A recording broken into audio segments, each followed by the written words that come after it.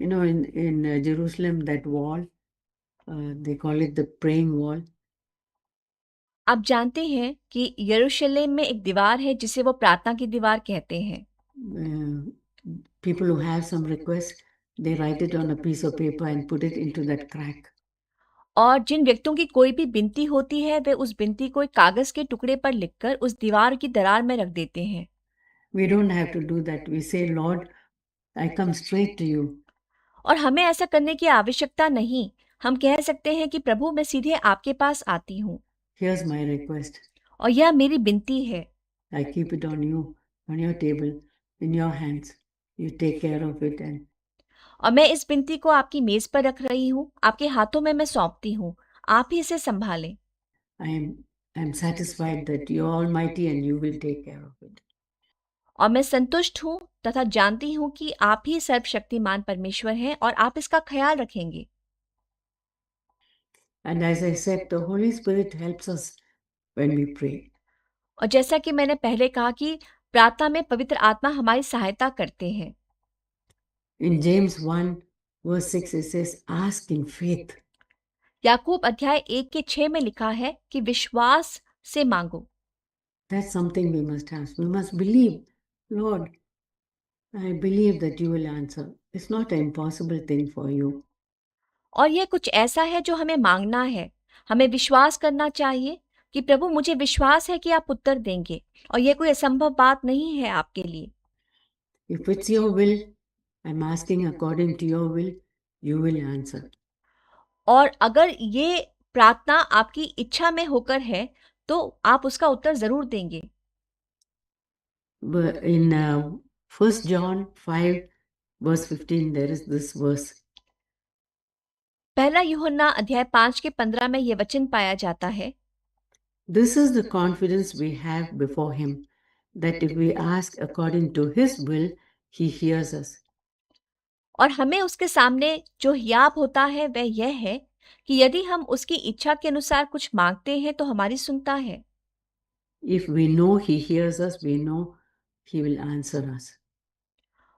और जब हम जानते हैं कि जो कुछ हम मांगते हैं वह हमारी सुनता है तो यह भी जानते हैं कि जो कुछ हमने मांगा वह पाया है।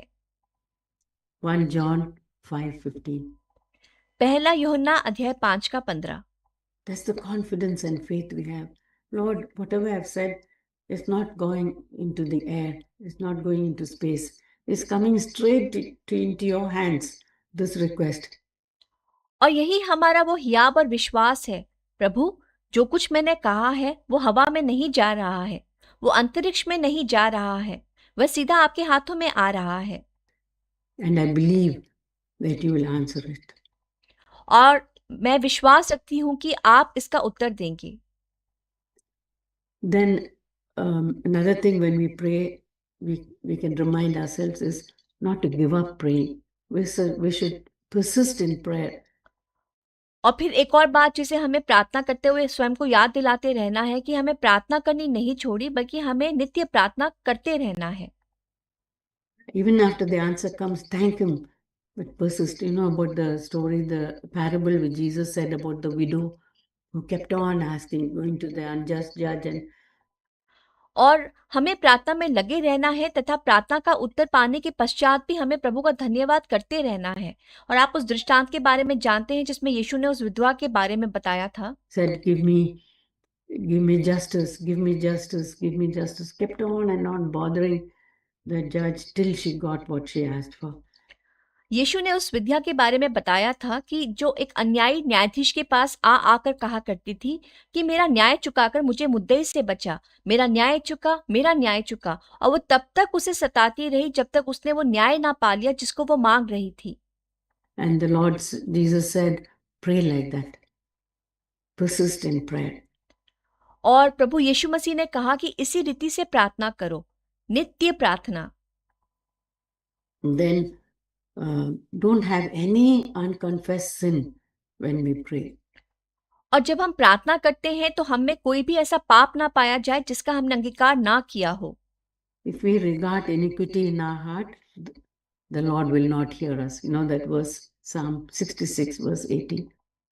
और यदि हम अपने मन में अनर्थ बात सोचते हैं तो प्रभु हमारी नहीं सुनेंगे। आप इस वचन को जानती हैं, भजन संहिता 66 का 18।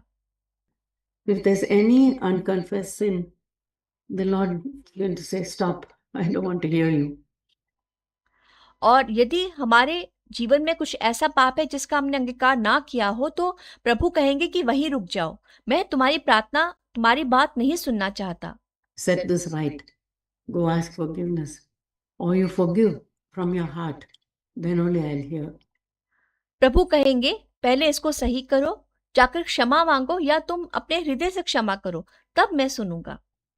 So there should be no unconfessed sin.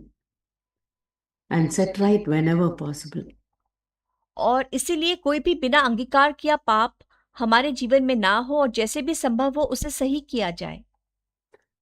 If there's any disharmony in the home, it says about, especially to the husbands, but for us also. और अगर घर में विस्वरता या कलह है, तो ये विशेष रूप से पतियों के लिए कहा गया है, परंतु ये बात हम पर भी लागू होती है। Sometimes we wives may be the cause of disharmony in the home. Or if we are a child, the child may be the cause of disharmony in the home. कभी कभी हम पत्नियां भी घर में उठी इस क्लेश का कारण हो सकती हैं, या अगर बच्चे हैं तो बच्चा भी घर में मतभेद का कारण हो सकता है। And so that if there's a disharmony, then the Lord won't hear. That's in 1 Peter 3 verse 7. और अगर कोई मतभेद या कलह है तो प्रभु हमारी नहीं सुनेंगे, ऐसा पहला पत्रस अध्याय 3 के 7 में कहा गया है। Lord won't hear a man's prayer if he's having a unsettled quarrel in his home. और प्रभु किसी भी ऐसे व्यक्ति की प्रार्थना नहीं सुनेंगे जिसके घर में कोई ऐसा विवाद हो जिसका सुलह ना हो गया हो। So we as wives and mothers, we should make sure we should not be the cause of disharmony in the home. इसीलिए हम पत्नियों और माताओं को यह सुनिश्चित करना चाहिए कि घर में हो रहे इस विस्वरता या कलह का कारण हम ना हो। Because then our prayer will be hindered, it says. It will be hindered. क्योंकि ऐसा करने से हमारी प्रार्थनाएं बाधित होंगी, और हमारी प्रार्थना बाधा के रूप में ये बात सामने आएगी। इस प्रकार लिखा हुआ है। And then another thing we can pray, especially when we are praying in public or in private, we should not think, Lord, I'm better than somebody else. I'm not as bad as that other person. You know, the parable of the publican and the sinner and the Pharisee who went to pray in the temple.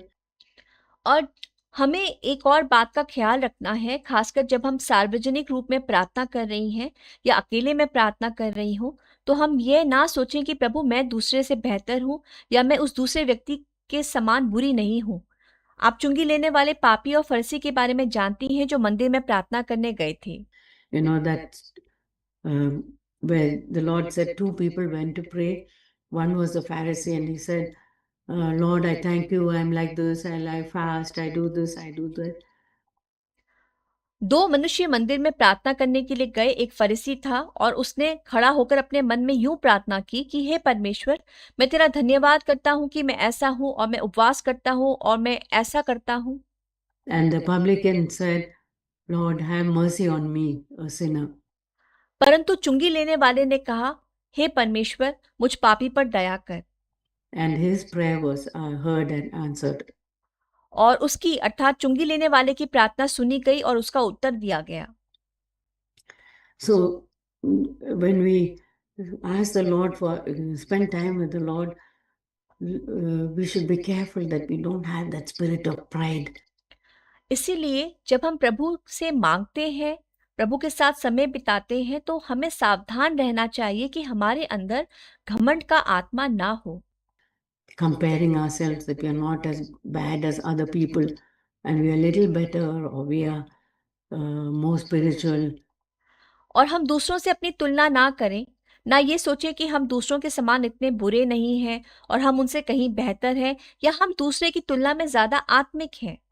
So many thoughts can come to our mind.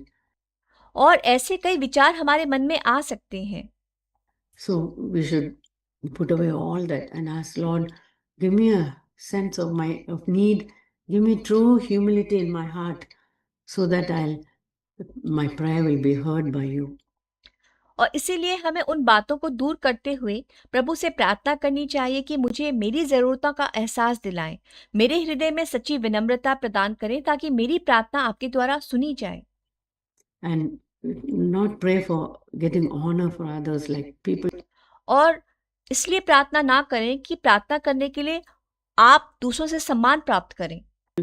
I remember when we were in college, there were some girls who would like kneel down and pray in their room. और मुझे याद है जब मैं college में थी तो कुछ लड़कियां अपने कमरों में घुटनों के बल बैठकर प्रार्थना करती थीं। So that, and then I thought everybody knows she's praying. Of course, it's a good idea. I don't want to judge her. और मैं सोचती थी कि सबको ज्ञात है कि वे प्रार्थना कर रही हैं। बेशक ये बहुत अच्छा विचार है, मैं उनका न्याय नहीं करना चाहती। But I thought if I do that, people will think, oh, she's praying for so long. I want to pray in secret. लेकिन मैंने सोचा कि अगर मैं ऐसा करूँगी तो लोग सोचेंगे कि ओह! वह तो प्रार्थना कर रही है, वो इतने समय से प्रार्थना कर रही है। पर मैं तो गुप्त रूप से प्रार्थना करना चाहती हूँ। Even if I'm in bed and my eyes are closed, let them not know I'm praying. और अगर मैं बिस्तर पर हूँ और मेरी आँखें बंद हैं तो उन्हें ज्ञात ना हो कि मैं प्रार्थना कर रही हूँ। But I'm praying to you. So our secret prayer is what God is looking for. तो मैं इस तरीके से प्रार्थना कर सकती हूँ और गुप्त में की गई प्रार्थना है जो प्रभु ढूँढ रहे हैं।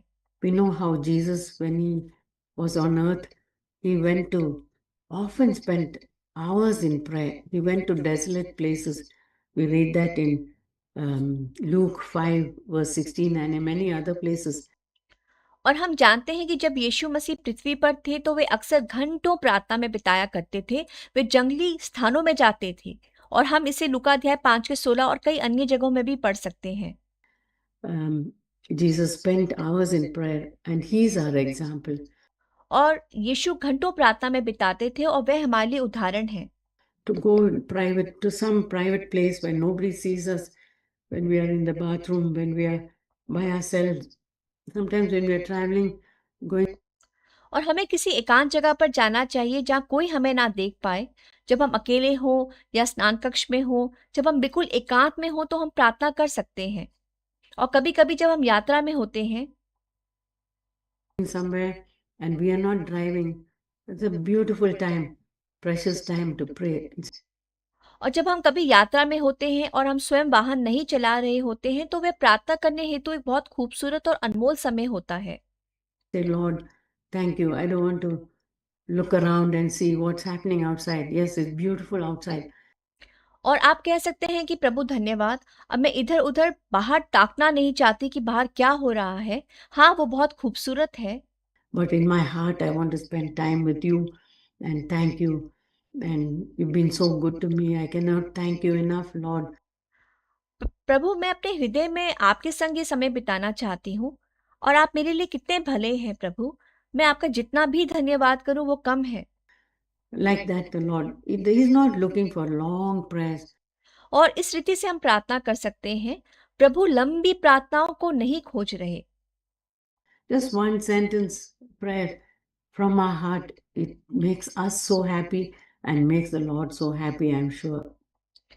मात्र एक पंक्ति में की गई वो प्रार्थना जो हमारे हृदय से निकली हो, हमें भी प्रफुल्लित करती है और प्रभु को भी प्रफुल्लित करती है और इस बात का मुझे यकीन है।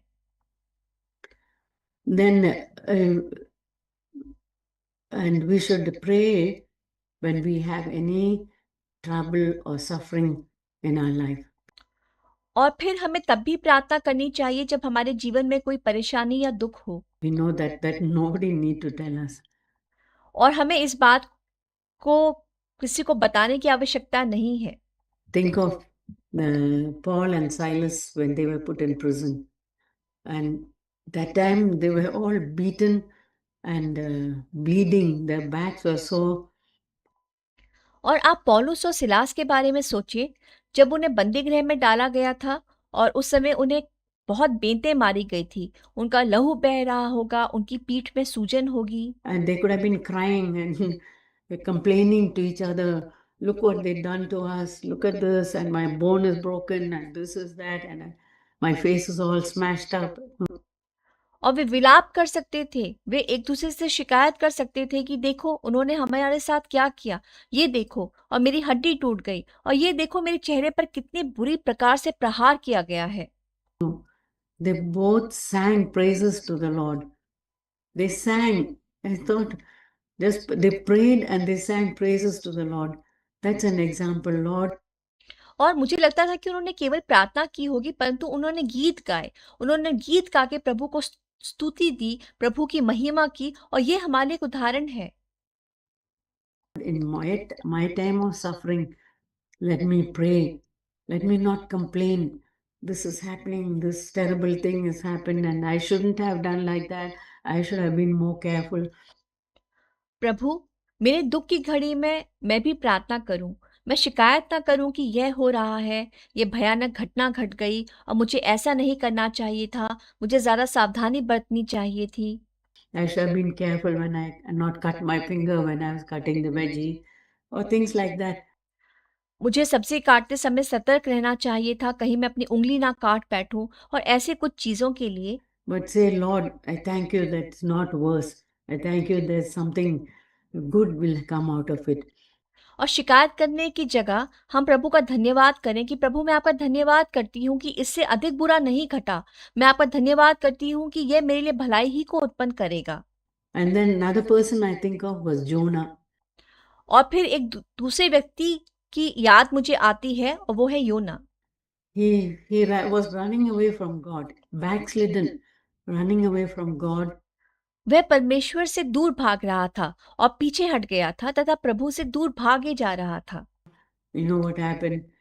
आप जानते हैं कि क्या हुआ? There was a storm and they threw him overboard and a fish swallowed him.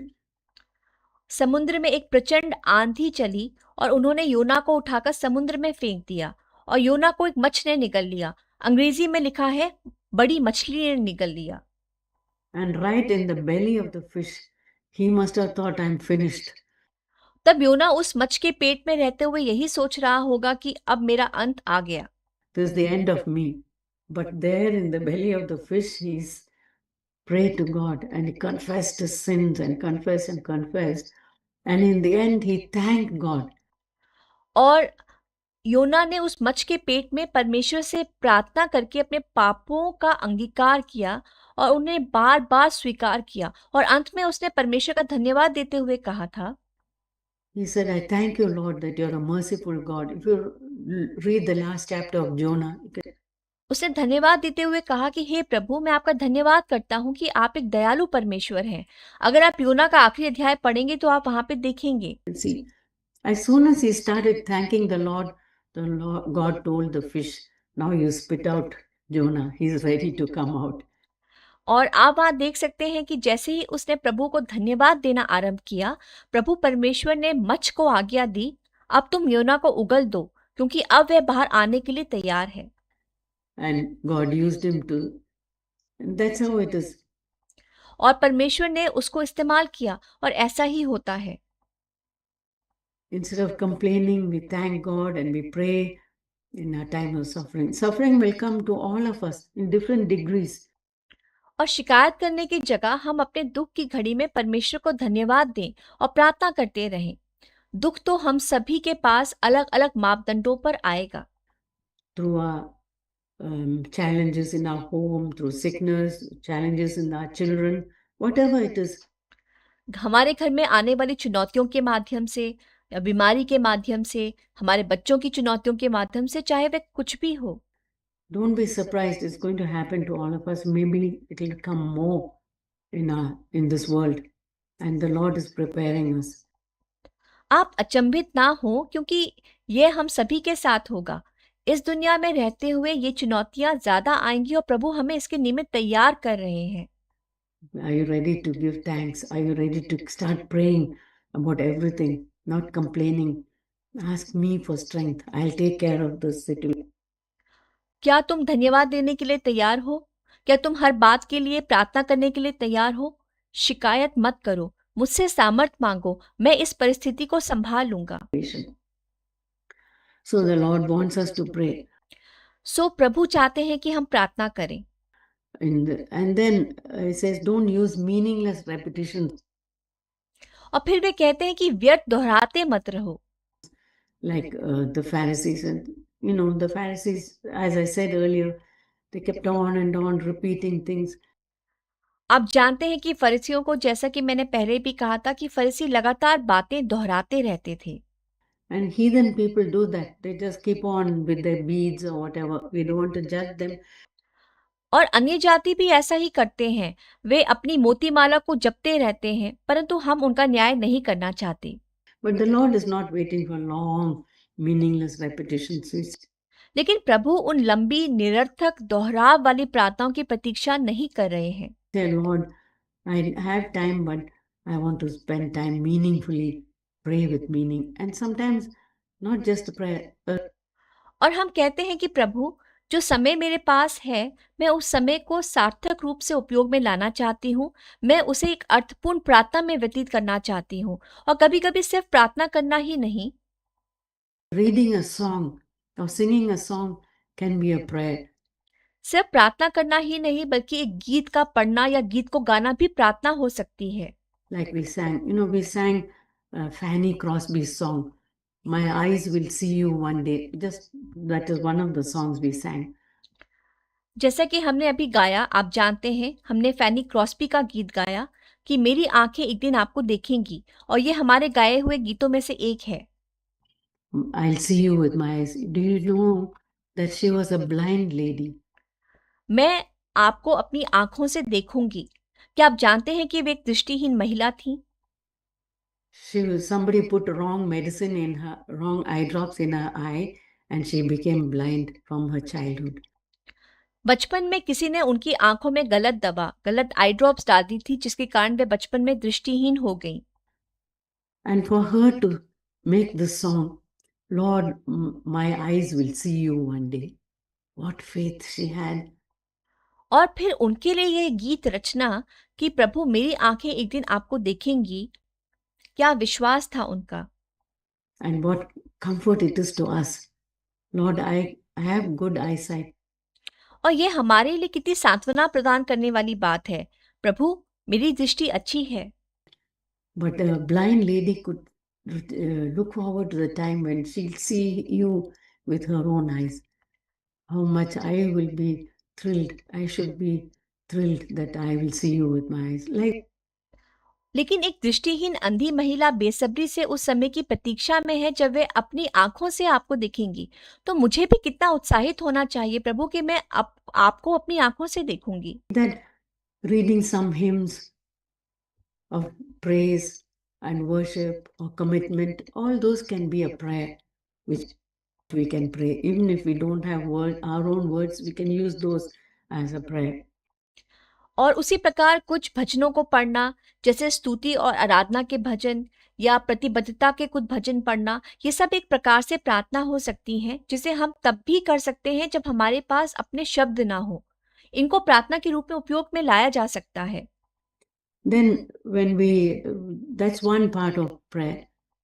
और ये प्रार्थना का ही एक अंश है। Then the Lord doesn't want us to just think of our own selves, me and my family and my needs. He wants us to pray for other things as well.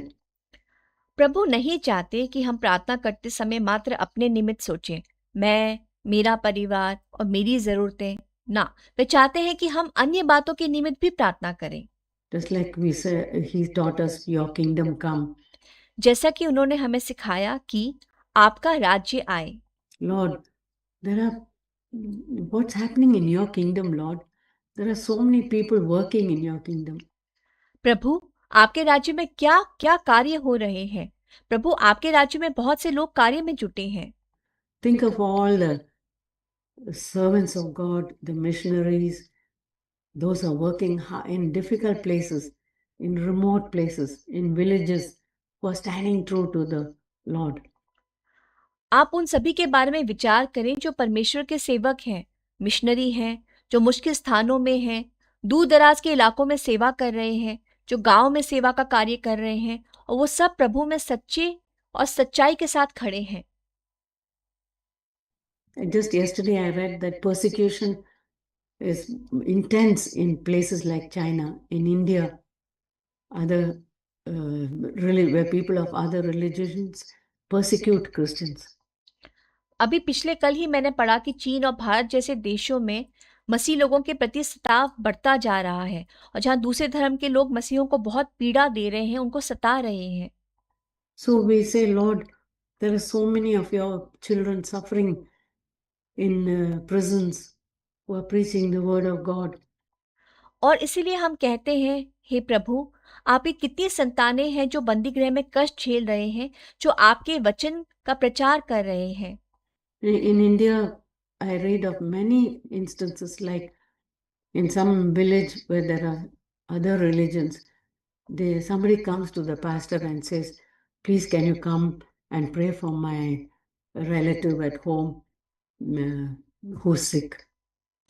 Bharat में मैंने कई घटनाओं के उदाहरण पढ़े हैं, जैसे कि गांव में जहां दूसरे धर्मों के लोग रहते हैं, कोई पादरी जी के पास आता है और कहता है, क्या आप मेरे घर आकर मेरे बीमार रिश्तेदार के लिए प्रार्थना कर सकते हैं?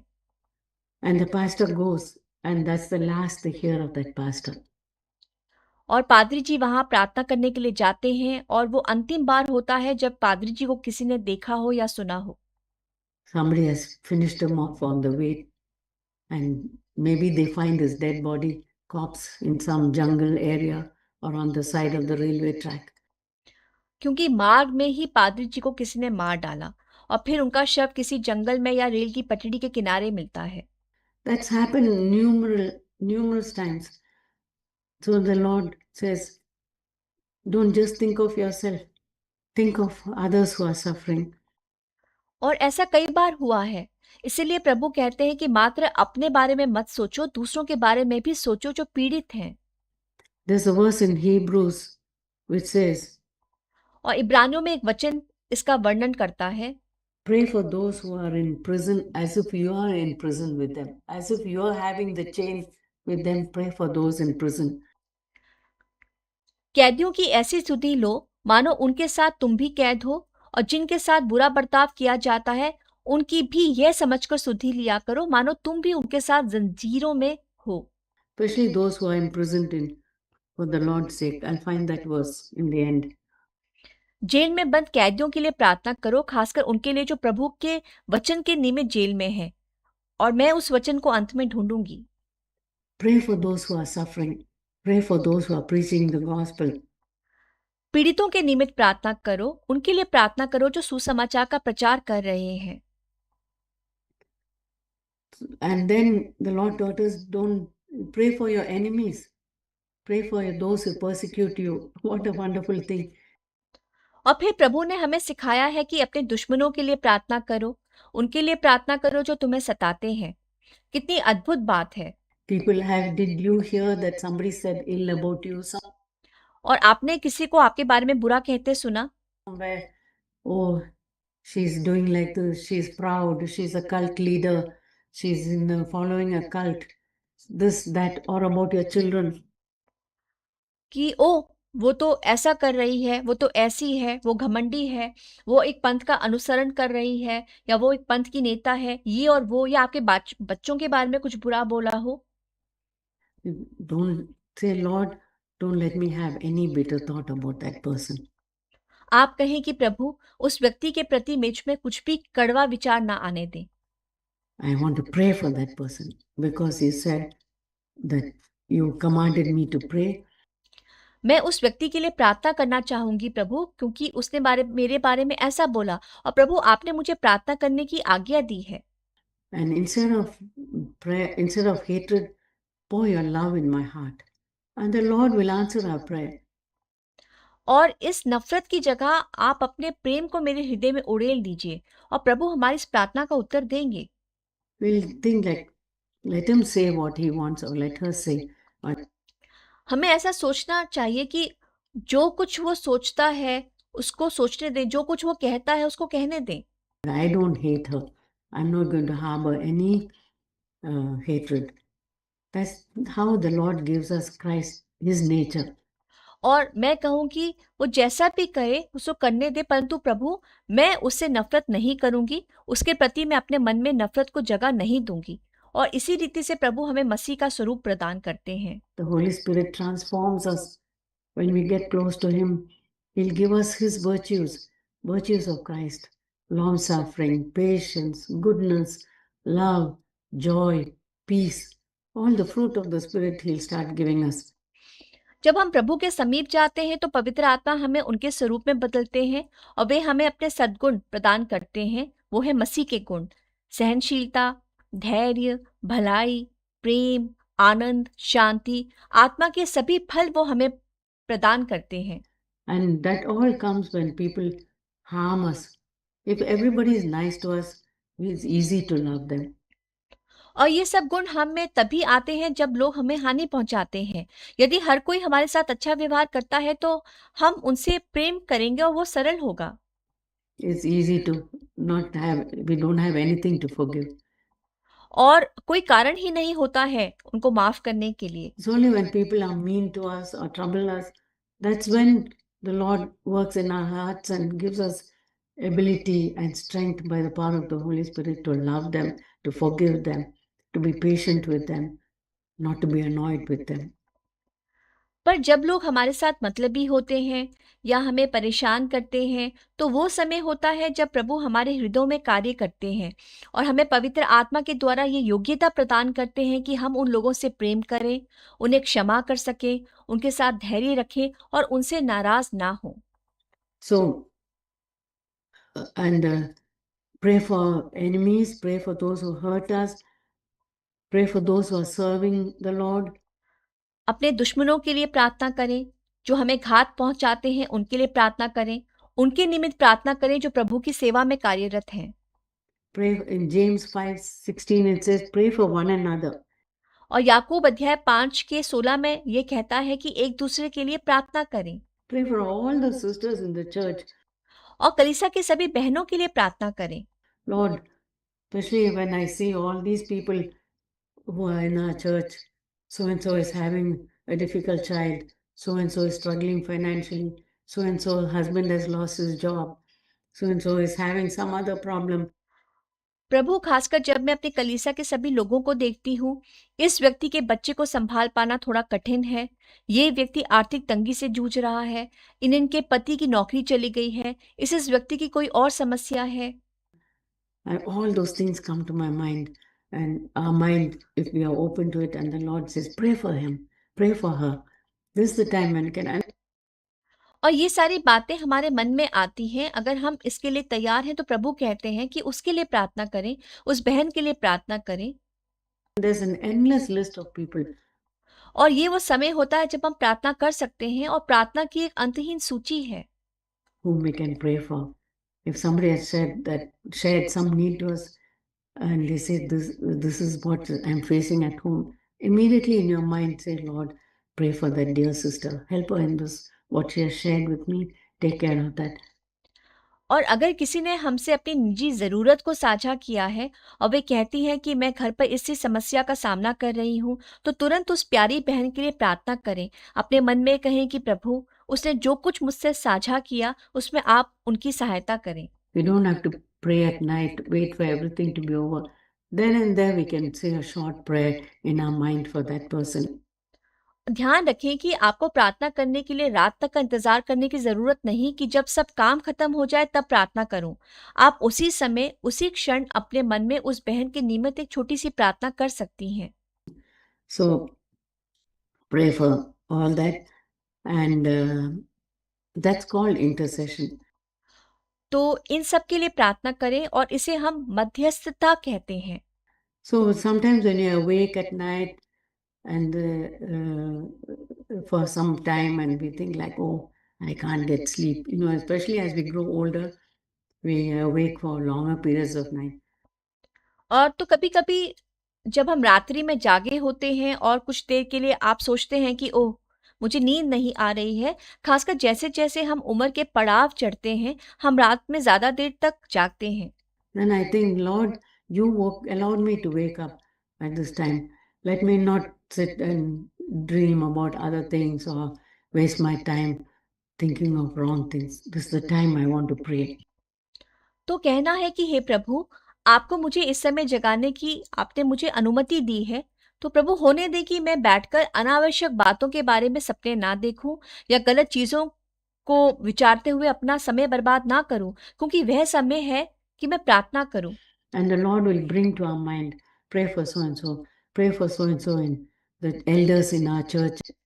और प्रभु हमारे मन में किसी व्यक्ति के लिए प्रार्थना करने का विचार डालेंगे, हमारी कलीसिया के एल्डर्स अर्थात पुण्यों के लिए प्रार्थना करने का विचार।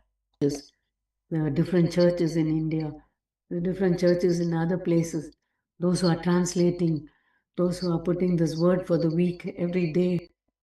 भारत में अलग-अलग कलीसियाएँ हैं, अलग-अलग स्थानों में अलग-अलग कलीसियाएँ हैं। बहुत हैं जो अनुवाद का कार्य कर रहे हैं, जो सप्ताह में प्रतिदिन का वचन डालते हैं।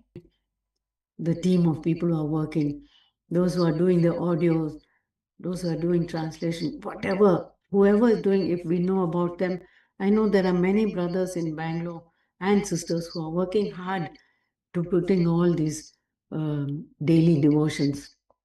और इसके पीछे कार्यशील लोगों की एक टीम है जो ऑडियो बना रहे हैं, जो अनुवाद के काम में लगे हैं और जो सेवा का जो भी कार्य वो है, वो सब कर रहे हैं। और अगर हम उनके बारे में जानते हैं तो उनके लिए हमें प्रार्थना करनी चाहिए। और बैंगलोर में कई भाई-बहन हैं जिनको मैं जानती हूँ जो इन सभी डेली डिवोशंस के कार्य अर्थात प्रतिदिन के वचन का काम कर रहे हैं और वो बहुत कड़ा परिश्रम इसके पीछे कर रहे हैं। Just the 10 minutes, 15 minutes daily devotion. There's a team working at it. और ये मात्र 10 मिनट से 15 मिनट का दैनिक भक्ति वचन है जिसके लिए एक टीम मिलकर काम कर रही है। Pray for them and pray that the Lord will keep them and their families safe. उनके लिए प्रार्थना करें और प्रार्थना करें कि प्रभु उन्हें और उनके परिवार को सुरक्षित रखें। Like that the Lord will bring so many people to our mind we can pray. और प्रभु हमारे मन में बहुत से ऐसे लोगों को लाएंगे जिनके लिए हम प्रार्थना कर सकते हैं। And you remember that He'll give us more than what we ask or even imagine. और स्मरण रखें कि वह हमें हमारे मांगने से कहीं ज्यादा देंगे जिसकी हम कल्पना भी नहीं कर सकते। If you ask Lord, please give me a teaspoon of this, the Lord will say, why are you asking for a teaspoon? I'll give you a barrel full of it. अगर आप मांगे कि प्रभु मुझे इसका एक चम्मच भर भाग दें, तो प्रभु कहेंगे कि तुम एक चम्मच भर भाग क्यों मांग रही हो? मैं तो तुम्हें इसका एक भरा हुआ बैरल देना चाहता हूँ। Here's your blessing. I'll press it and give it to you. Just be sure to share with others. Share with others. Don't be stingy. ये रहा तुम्हारा आशीर्वाद और मैं इसे दबा-दबा कर तुम्हें दे दूँगा। बस ये सुनिश्चित करना कि तुम दूसरों के साथ इसे बाँटो, कंजूसी मत अपनाना। My grace I give you, you help others. Use it to help others. मैं तुम्हें अपना अनुग्रह प्रदान करता हूँ, तुम दूसरों की सहायता करो, इसका उपयोग तुम दूसरों की सहायता के निमित्त करना। So that's those are some of the things. And then there are some promises which the Lord gives. तो ये कुछ बातें हैं और फिर कुछ वायदे हैं जो प्रभु हमें यहाँ देते हैं। Here it says in James 5 verse 6, it says, the fervent prayer of a righteous man has great power as it is working. याकूब अध्याय 5 का 16 में कहा गया है कि धर्मी जन की प्रार्थना के प्रभाव से बहुत कुछ हो सकता है। That means if we are righteous and we pray fervently, God will take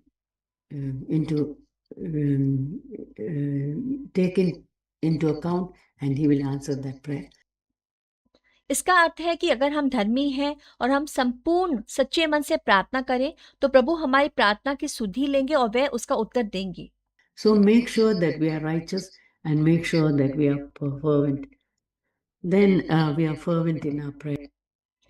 इसलिए सुनिश्चित करें कि हम धर्मी हैं और सुनिश्चित करें कि हम अपने संपूर्ण सच्चे हृदय के साथ प्रार्थना कर रहे हैं।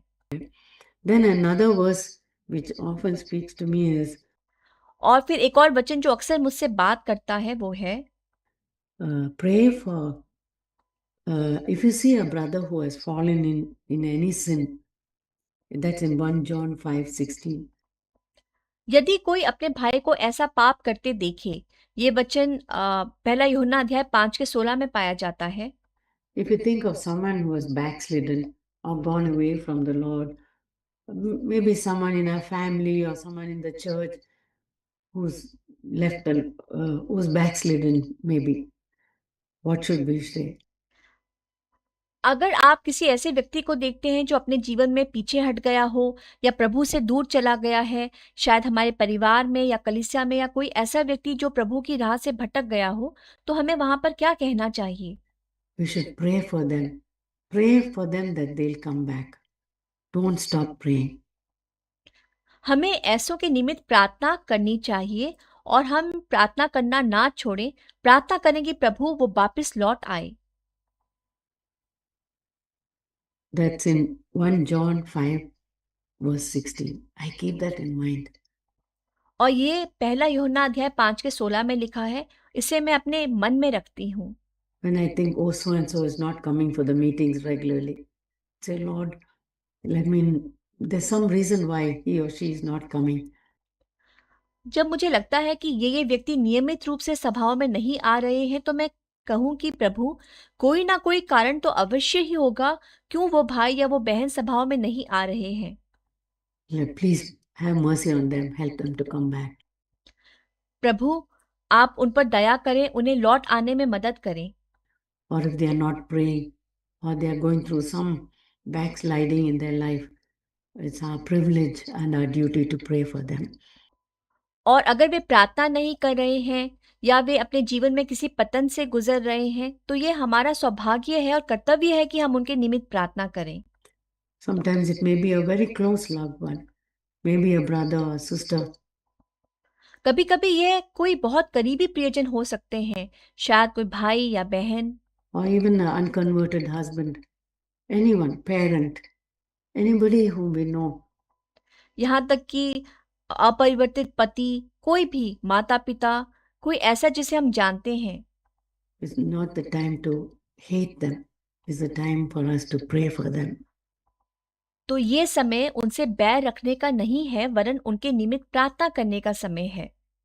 Then another verse which often comes to me is in Isaiah 62 verses 6 and 7. फिर एक और वचन जो अक्सर मेरे मन में आता है, वह है यशाया 62 का 6 और 7।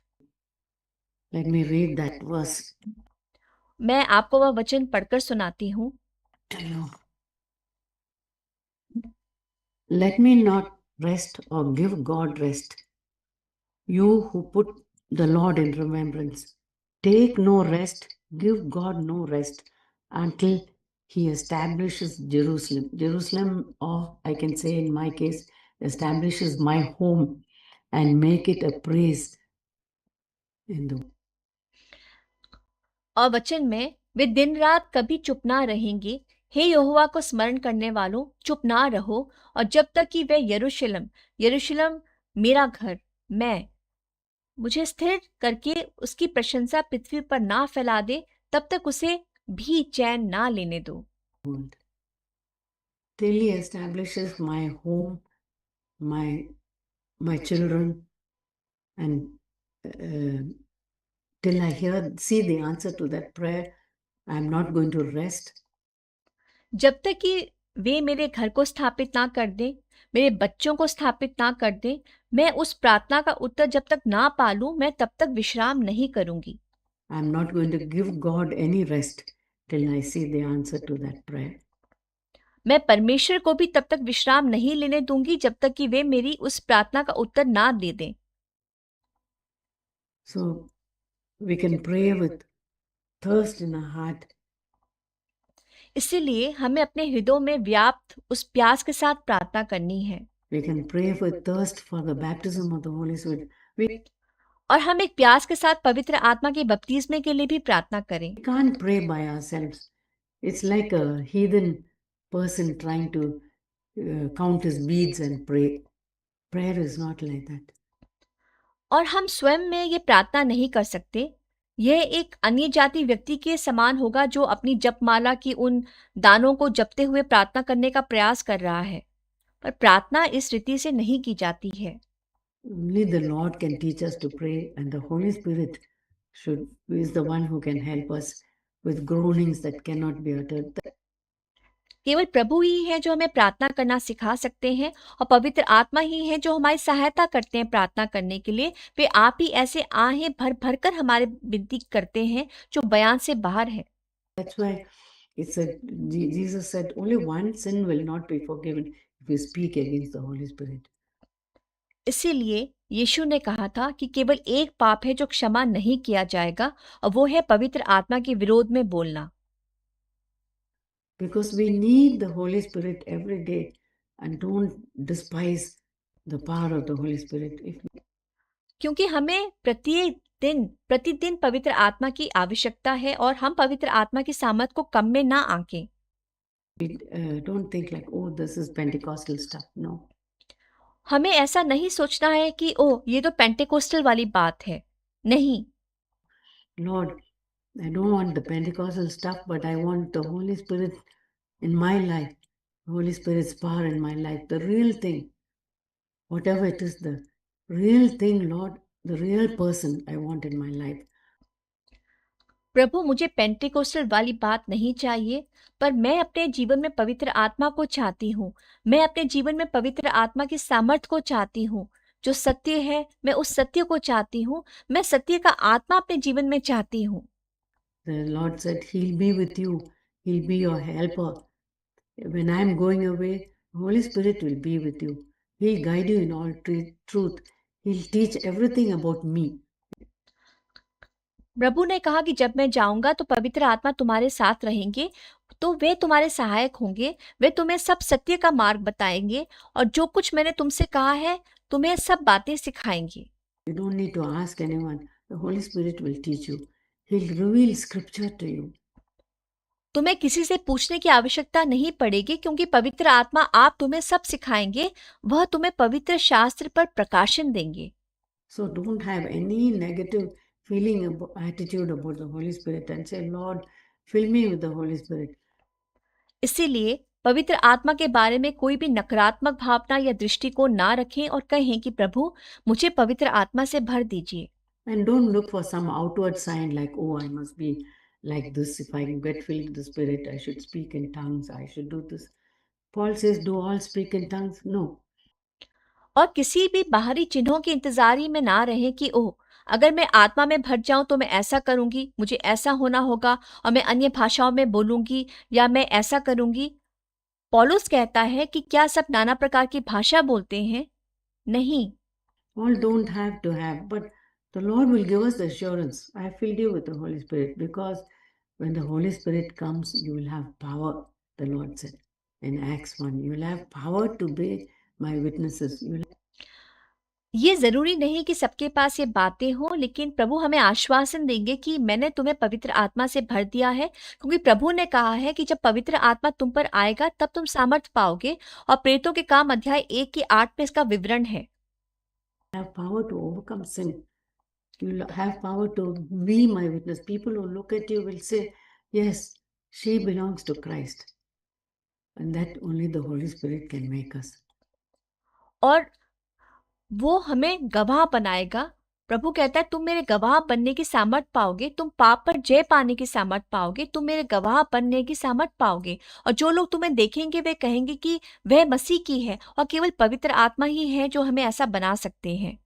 So let's be open and open our hearts to the Holy Spirit and say, Lord, fill me with your Spirit और तो आइए हम पवित्र आत्मा के लिए अपने हृदय खोलें और कहें कि हे प्रभु मुझे हर दिन अपनी आत्मा से भर दीजिए। every day. Just because I had asked you yesterday, that's not enough. सिर्फ इसलिए कि मैंने कल इसके निमित्त प्रार्थना की थी, इसको हमने प्रार्थना में मांगा था, ये पर्याप्त नहीं है। Today I need your Holy Spirit's power to take up the cross, to deny myself. आज मुझे पवित्र आत्मा की सामर्थ की आवश्यकता है ताकि मैं अपना क्रूस उठा सकूं, मैं अपनी खुदी का, अपने स्वयं का इनकार कर सकूं। To be a good wife, to be a good daughter, to be a good mother. I need your power, Holy Spirit. मैं एक भली पत्नी बन सकूं, एक अच्छी बेटी बन सकूं, एक अच्छी माँ बन सकूं। पवित्र आत्मा मुझे आपकी सामर्थ की आवश्यकता है। Like that, we can ask. और इस रीति से हम मांग सकते हैं। So our prayer life can be such a grand and awesome and rich life for us. And the Lord wants us to spend more and more time. और ऐसा करने से हमारा ये प्रार्थना का जीवन एक भव्य, अद्भुत और समृद्ध जीवन बन जाएगा और प्रभु चाहते हैं कि हम इसके लिए अधिक से अधिक समय दें। For this, I have to thank the RLCF children who said that verse, continue in prayer. और इसके लिए मुझे आरएलसीएफ के उन बच्चों का धन्यवाद करना है जिन्होंने ये वचन कहा कि प्रार्थना में लगे रहो।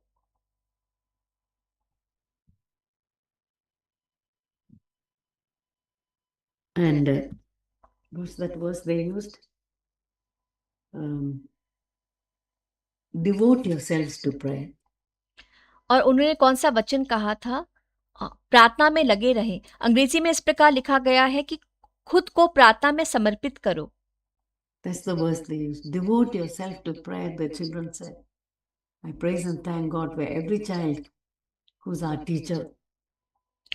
और यही वचन उन्होंने इस्तेमाल किया था। बच्चों ने कहा था कि खुद को प्रार्थना में समर्पित करें और मैं हर बच्चे के लिए परमेश्वर की स्तुति और धन्यवाद करती हूँ क्योंकि वो हमारे शिक्षक हैं। Even little Elijah in the church blesses me so much. यहाँ तक कि कलीसिया में छोटा एलिजा भी मुझे बहुत आशीष देता है। Praise and thank God for our children who are our teachers. हमारे बच्चों के लिए परमेश्वर की स्तुति और धन्यवाद हो जो कि हमारे लिए शिक्षक हैं। May the Lord's name be glorified. And may He teach us to pray, pray with meaning, and bring us closer to Himself. प्रभु के नाम की महिमा हो और वह हमें अर्थपूर्ण प्रार्थना करना सिखाएं और हमें अपने समीप लाएं।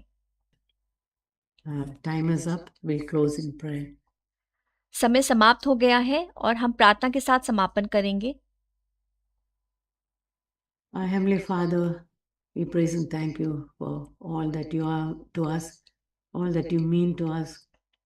हमारे स्वर्गीय पिता, हम आपकी स्तुति और धन्यवाद करते हैं क्योंकि आप हमारे लिए सब कुछ हैं और आप हमारे लिए कितने महत्वपूर्ण हैं। You're so near us, Lord. We don't have to go any distance. आप हमारे बहुत समीप हैं प्रभु और हमें कहीं भी दूर जाने की आवश्यकता नहीं है। Wherever we are, you're there with us. You said, if 2 or 3 are gathered in my name, I'm in your midst. हम जहाँ भी हैं, आप हमारे साथ हैं। आपने कहा था कि अगर 2 या 3 मेरे नाम पर इकट्ठा होते हैं, तो मैं उनके मध्य में हूँ। And so, Lord, you're in our midst, and you never leave us alone. और इसलिए प्रभु आप हमारे मध्य में हैं और आप हमें कभी अकेला नहीं छोड़ेंगे। Teach us to pray, Lord. Help us to see answers to our prayer and to have faith that you hear us and you will answer. हमें प्रार्थना करना सिखाएं।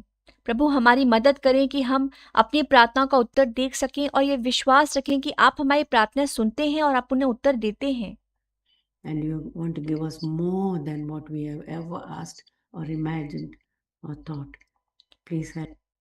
और आप हमें उससे भी कहीं अधिक प्रदान करना चाहते हैं जो हमने कभी मांगा हो या जिसकी हमने कल्पना की हो या विचारा हो। Help us, Lord.